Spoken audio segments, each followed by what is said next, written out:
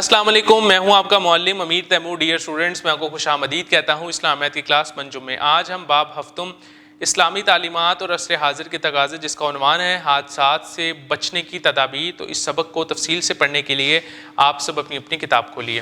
باب ہفتم اسلامی تعلیمات اور عصر حاضر کے تقاضے، سبق نمبر 1، حادثات سے بچنے کی تدابیر۔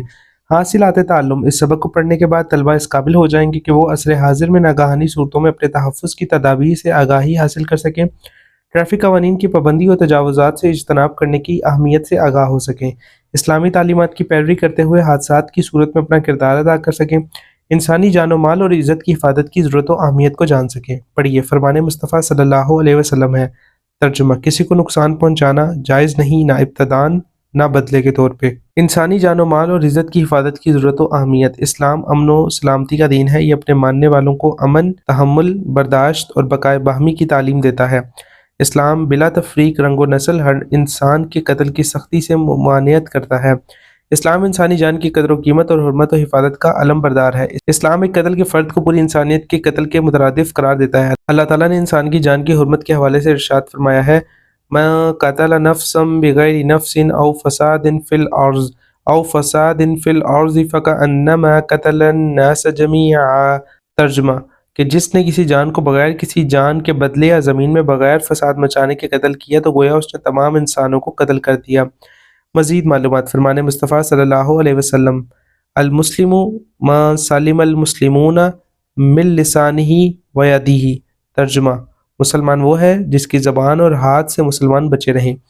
اس آیت مبارکہ میں ہر انسان کی حرمت کا ذکر کیا گیا ہے، جس میں مرد و عورت، چھوٹے بڑے، امیر و غریب، حتیٰ کہ مسلم اور غیر مسلم کی تفریق بھی نہیں کی گئی۔ اسی طرح اللہ تعالیٰ نے انسانی جان کی حفاظت سے متعلق ارشاد فرمایا: وَمَنْ أَحْيَاهَا فَكَأَنَّمَا أَحْيَا النَّاسَ جَمِيعًا۔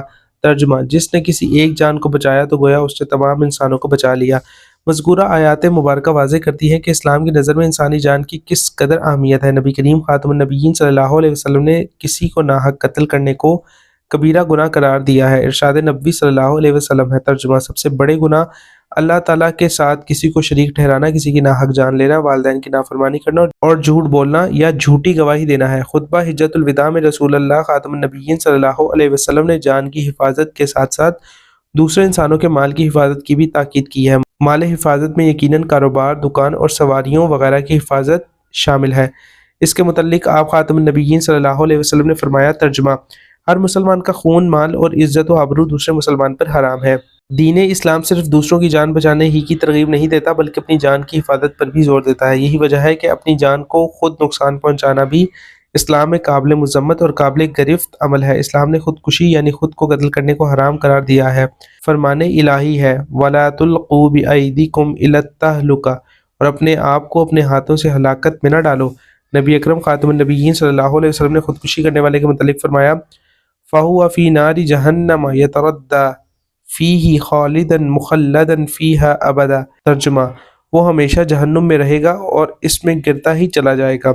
ناگہانی آفات اور ان سے بچاؤ کی تدابیر۔ انسانی جان کے تحفظ کے پیش نظر اسلام ناگہانی آفات کے مواقع پر احتیاطی تدابیر اختیار کرنے کی تلقین کرتا ہے۔ ناگہانی آفات سے مراد سیلاب، زلزلہ، آندھی طوفان اور وبا وغیرہ ہے۔ اس لیے ہمیں چاہیے کہ ناگہانی آفات کی صورت میں اپنی اور دوسروں کی جانوں کی حفاظت یقینی بنائیں اور درج ذیل حفاظتی تدابیر اپنائیں۔